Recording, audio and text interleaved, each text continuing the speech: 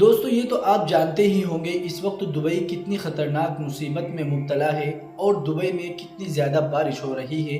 ہر طرف پانی ہی پانی نظر آ رہا ہے اور بڑی بڑی لگژری گاڑیاں اس طرح بہہ رہی ہے پانی میں مانو کہ جیسے کوئی کوڑا ہو۔ دوستو اگر میں آپ سے یہ کہوں دبئی کی سرکار نے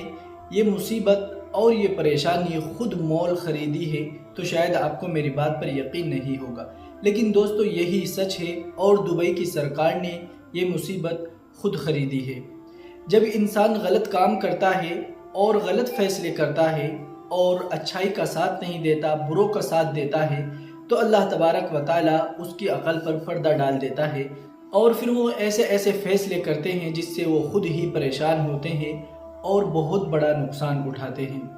دوستو آپ ویڈیوز میں دیکھ سکتے ہیں کہ اس وقت دبئی کا کیا عالم ہے، وہاں پر ہر طرف پانی ہی پانی ہے۔ جو لوگ بڑی بڑی لگژری گاڑیوں میں گھوما کرتے تھے ان کی لگژری گاڑیاں پانی میں ایسے بہہ رہی ہے مانو کہ جیسے تنکا ہو۔ دوستو جو میں یہ آپ کو کہہ رہا تھا کہ دبئی حکومت نے یہ مصیبت خود مول لی ہے، ایسا کیوں کہہ رہا ہوں اس کی مین وجہ یہ ہے کہ یہ بارش دبئی سرکار نے خود کرائی ہے۔ دوستو کیا آپ جانتے ہیں دبئی میں پیچھے کئی سال بارش نہیں ہوا کرتی تھی، اور دوستو کل جو دبئی میں بارش ہوئی ایک دن کے اندر اتنی زیادہ ہو گئی کہ 2 سال کے اندر اتنی دبئی کو اس کی ضرورت تھی، لیکن 2 سال کی بارش ایک دن میں ہو جانا اور پھر یہ اتنا نقصان ہونا تو بالکل ہی سمبھو ہے۔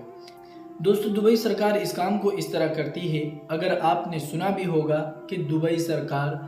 ہمیشہ پانی کی ضرورتوں کو پورا کرنے کے لیے آرٹیفیشل بارش کراتی ہے جس کو کلاؤڈ سیڈنگ کے نام سے جانا جاتا ہے۔ یہ اس طرح کرتے ہیں کہ ایروپلین کے اندر کچھ کیپسول لگا دیتے ہیں جن کے اندر پوٹیشیم اور کئی طرح کے جو کیمیکل ہوتے ہیں وہ ہوتے ہیں، اور ان کے اندر کئی طرح کے کیمیکل ڈال کر پھر وہ بادلوں کے اوپر جا کر ان کو فائر کیا جاتا ہے اور بادل کے اندر گیس بنتی ہے اور پھر اس کے بعد زبردستی بارش کرائی جاتی ہے۔ اس بارش کو کرانا تو آسان ہے لیکن اس کو بند کرانا انسان کے ہاتھ میں نہیں ہے۔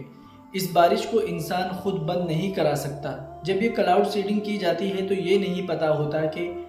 کتنی بارش ہو سکتی ہے اور پھر اس کا کیا امپیکٹ پڑے گا۔ دوستو اگر آپ کلاؤڈ سیڈنگ کو نہیں جانتے تو آپ یوٹیوب پر سرچ کریں گے cloud seeding in Dubai Hindi میں، تو آپ کو ساری چیزیں وہاں پر اچھی طرح سے مل جائیں گی۔ کئی اچھے یوٹیوبروں نے اس بارے میں اچھے سے بات کی ہے اور اس بار بھی دبئی نے یہی کام کیا ہے اور اپنی پانی کی کھپت کو پورا کرنے کے لیے دبئی حکومت نے یہ فیصلہ لیا تھا،